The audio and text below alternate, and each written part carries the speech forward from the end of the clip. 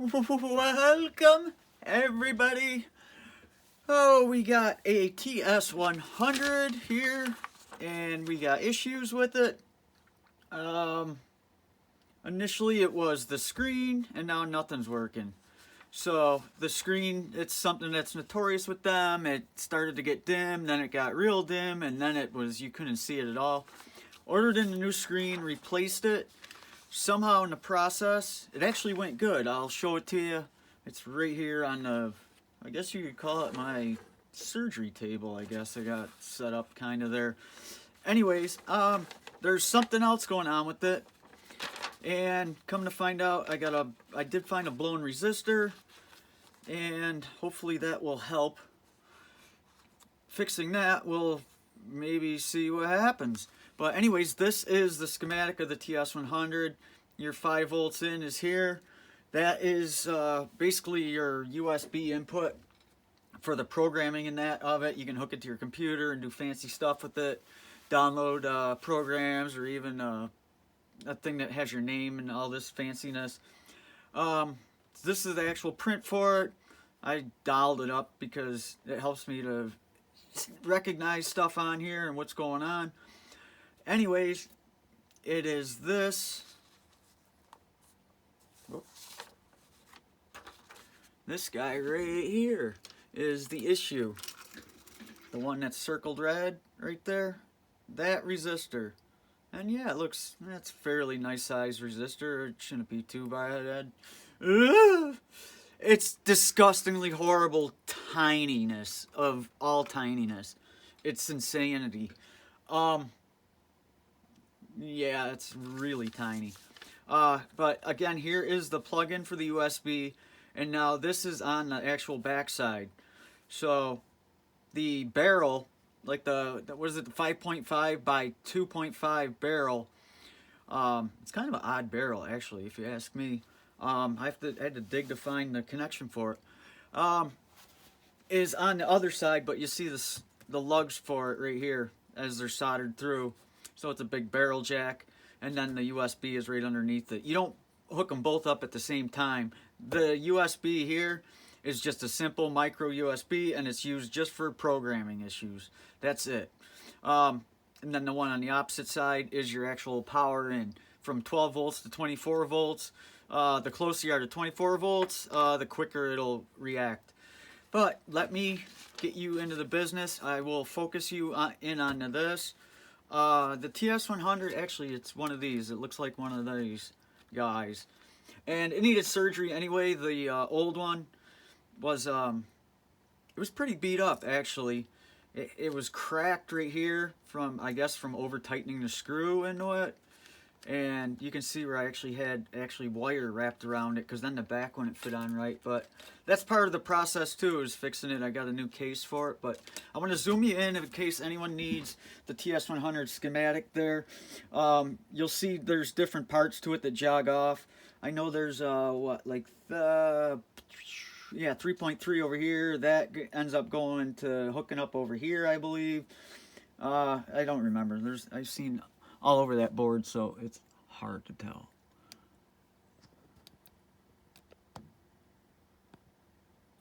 Hopefully that's it. I can't really see what the hell I'm doing.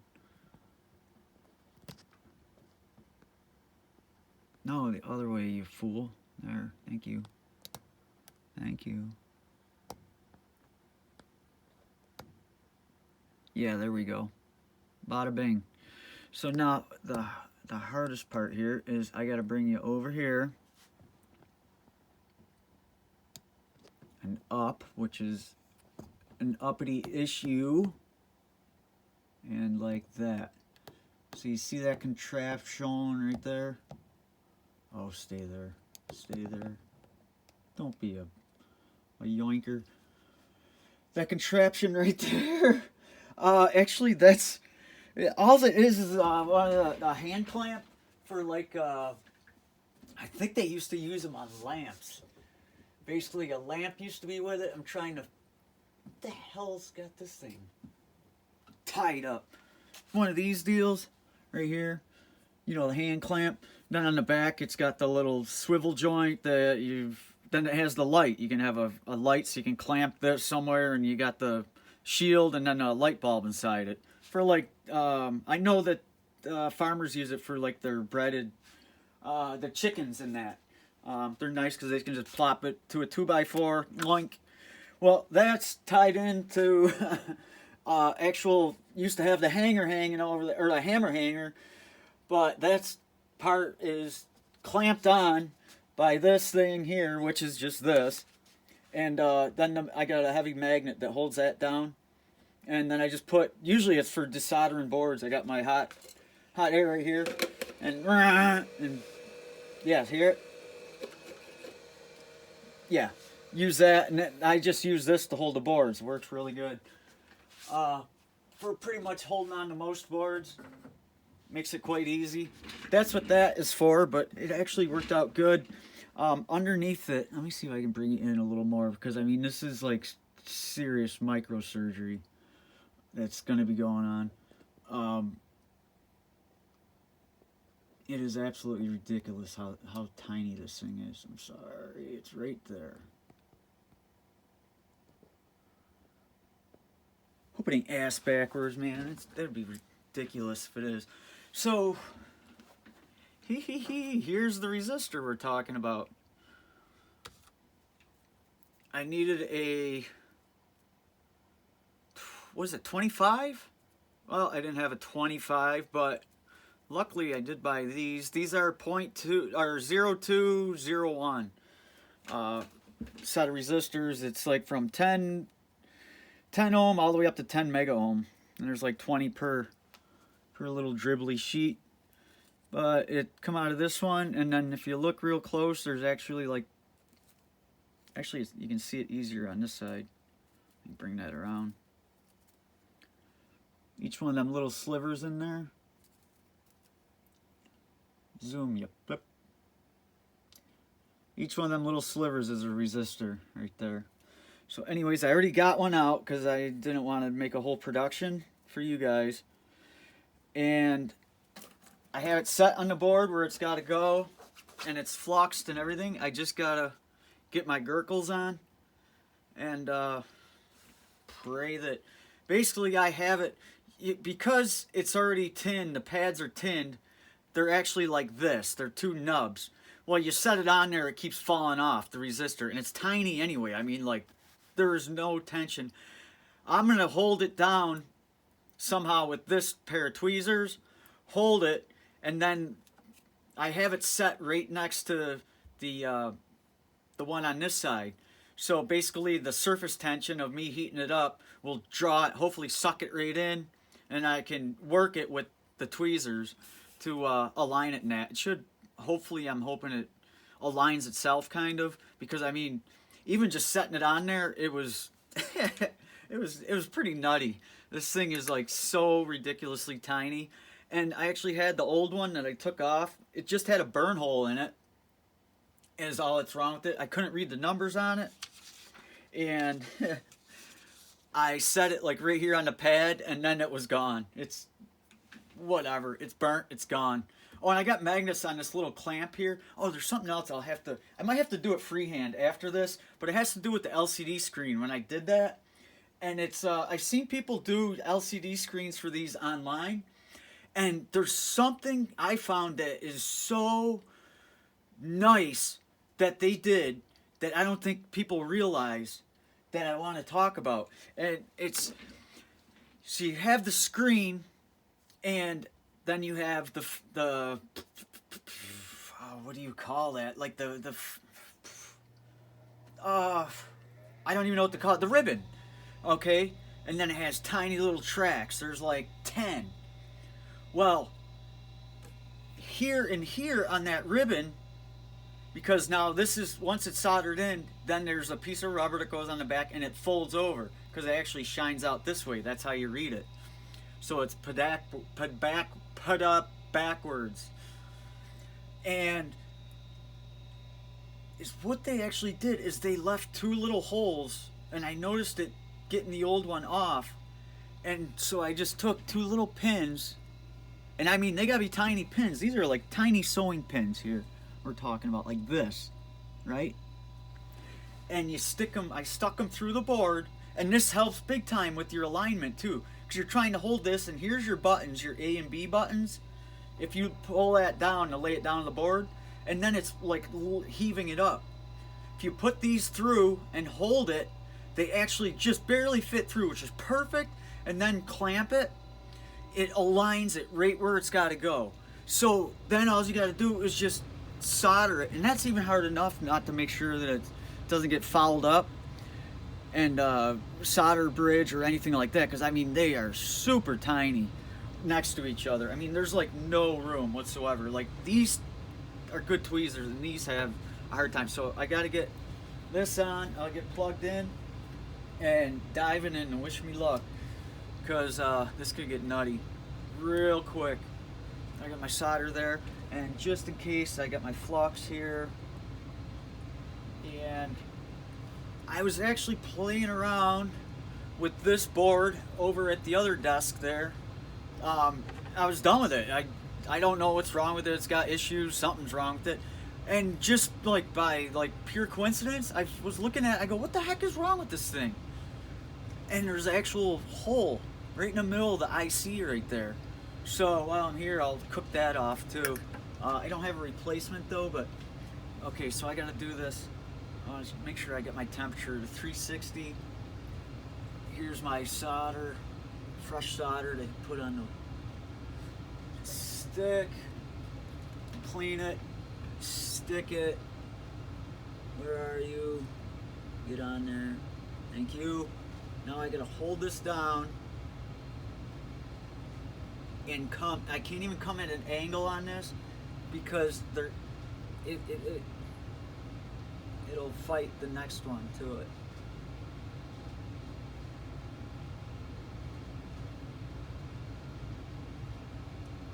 Oh.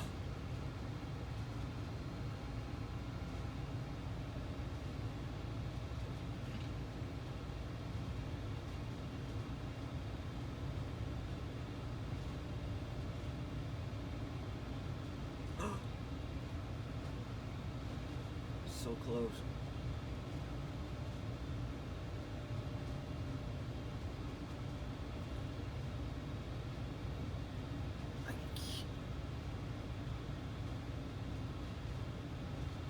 I don't even see it. I really don't. Oh, there it is. Okay, push it right down the board. Oh, let me clean this quick. You can see it's pretty tiny deal on there. Just hit it.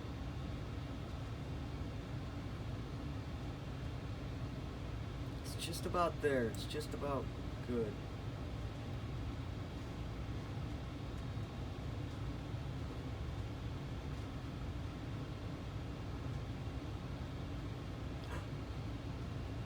Okay. Okay. I can come from this side. I think get this side down.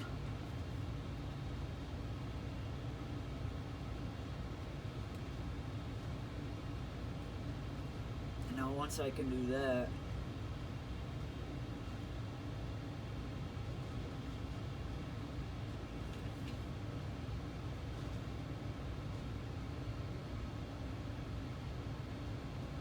it's got to have it. Now come back to this side and make sure that I got it good, because it looks like a little ball between that and the outside, I guess capacitor, that would be.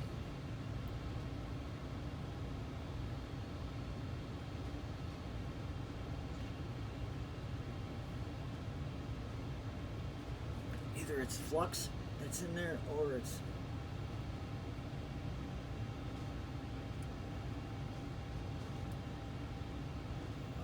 I think I got it. Like I don't think I was gonna get, I got the burnt one out with my hot tweezers, which them things are awesome.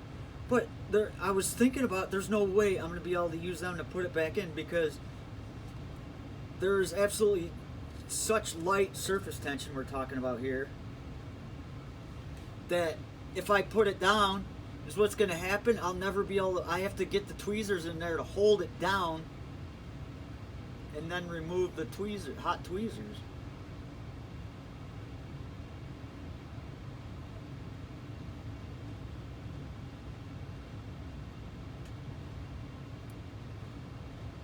Oh my gosh.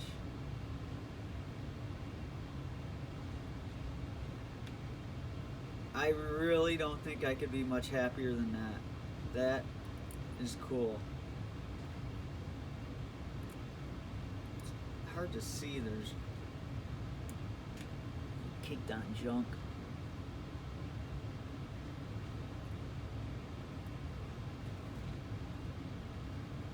Alright, I got these here. These are actually kind of nice.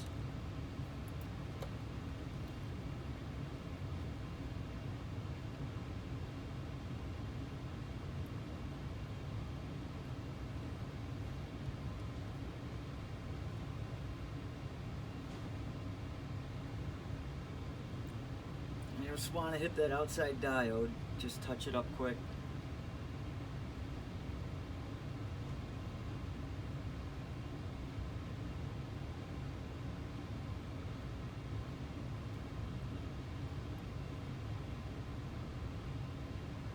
Oh man, I don't think I could get any better than that. Holy crap, that's awesome though. It worked. It actually kind of went well. I think it went like spectacularly well for as small as that thing is. Woo-wee! That's cool. That's nuts. That's freaking tiny. Okay, I can pull this up and show you guys the hole in it. Basically, this board actually goes through this one way or another. This is attached to hold it. The magnet holds it down, and then it's one of my tricks that I do to do things. Don't copy what I do. Yeah, something like that. It goes together. It's a two-piece. See how? And you hook up your you have 6 18650s in series. You hook them up to it. So not there, not there, not there. See right there, yes. See how that it's got a tiny hole in it? Now there's a circle to mark. Okay, it's got to be that circle. The white circle marks the denotation of pin number 1. And so you have a circle up here, but then there's a hole in it somewhere in there. Get it to focus. And then see, here's your USB whatever it is, I don't know. Q3, P3, O3, D2, who knows? Whatever. Okay, I'm going to pull this off. I want to show you guys then the solder here. See, the whole key to this setup here. Oh, I put a plug into it just to help hold it. And yeah, it's going to want to go flying. Them are strong magnets on that clamp. I got to be careful. That was just to hold it down so it wasn't dangling out here, flopping around.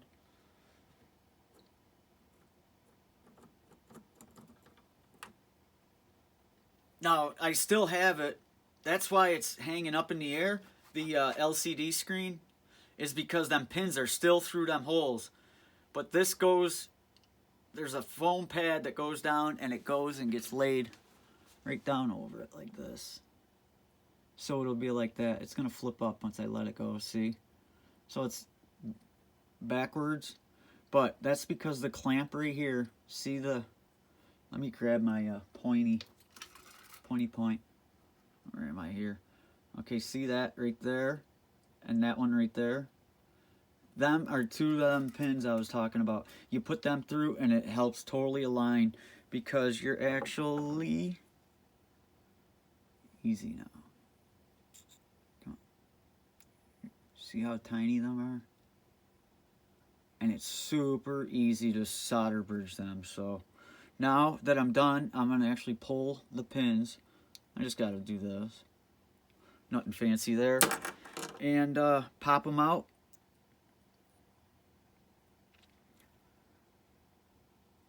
And then you can see underneath it there, I just want to be careful I don't rip that while I'm doing it. I'm actually twisting them. So when they bind, they cut them. They release the friction when they bind up. Because they're binding, they're that tight. See it? Pull on it every time it binds.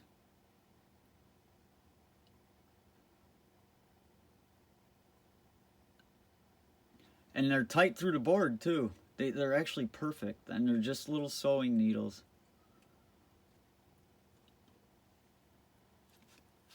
So now you can see the hole, where the holes were, and then again it just bends over through here. So, okay, I gotta hook up the board to it. I don't think I'd have to hook them up, but I could hook power to it and see if it works. I got a feeling it ain't gonna work. I gotta clean it up first too. Okay, I want to get the magnets out of there because I don't want them to chooch up one of my, oh yeah, here's the buttons, obviously. I want to get that cleaned up. I just gotta find where they were. Okay, it's right there. So I can clamp it right here without hurting nothing. Right? Yeah. There's one little spot there I can clamp it. I don't want to clamp it on the little diode that's... That way I can get some good brush station on it. And scrub it up. I'm going to use some lacquer thinner. That's really, I like that over acetone's rough, to be honest with you, and it's really not good for your skin, and it smells. Lacquer thinner's not as bad on the vector scale. All the times I did painting, I've gotten used to lacquer thinner. It ain't too bad compared to acetone, and acetone has more of a chance to harm your board. So that's already cleaned up. This has already been soldered down and cleaned up. It's this right here. There we go. I'm gonna hold it so it doesn't. Hopefully it gets all that crap out of there.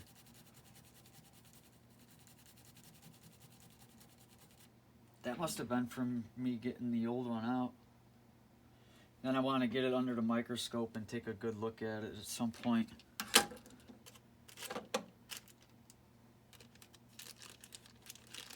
Because it's nice. This is out of an old video camera. Oh my god, it didn't look that... It's on there and it looks good, but it's freaking crooked. It's like this way. It's high. It's like skateboarding when you... doing one of them things, yeah. But I mean, it looks good. It looks good and in place. Oh, and I see right down through it where that crud was. It was definitely crud. It wasn't no solder bridge or nothing. So I'm happy with it. To be honest with you, as tiny as that is, hell, and that's tight right there. The one set of tweezers I had in my hands, I wasn't paying attention. They were too big to even get in there in that gap to grab it. I was like, what? Are you kidding me? And they're just like normal tweezers. So I have to get my extra fancy tweezers out.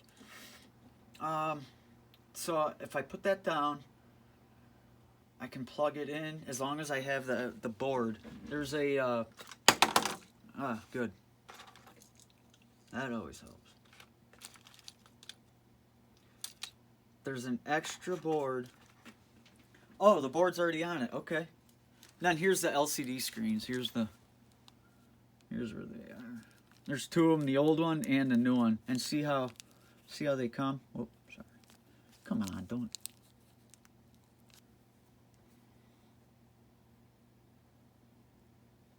See, and then when you put it down, you just solder, and the solder ends up soldering on the pads, on the copper that you see there.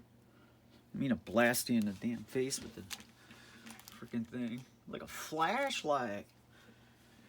So, I can plug it in as long as that board's on. and I get that back down. So I'll just put a rubber band on it for now, because I don't think it's gonna work. I think there's still something else wrong with it. I just have that feeling. There's no way that all that's wrong with it is that. Like, it never happens like that.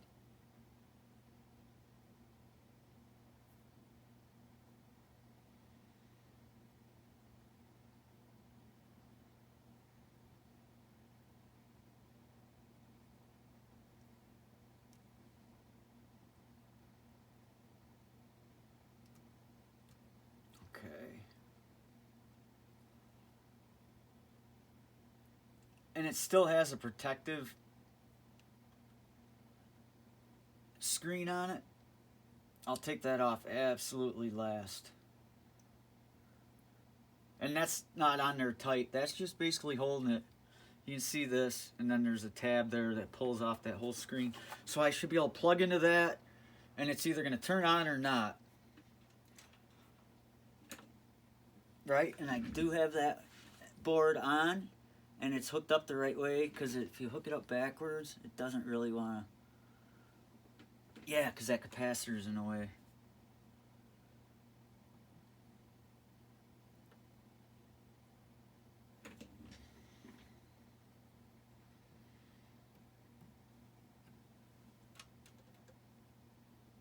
Easy. Jeez.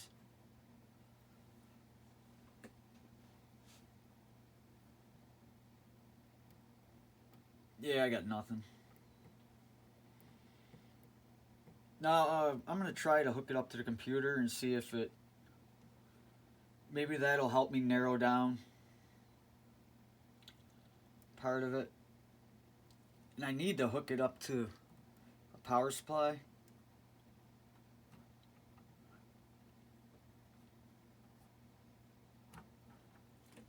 And see what it's drawing, see if it's doing anything. Could be totally toastered. So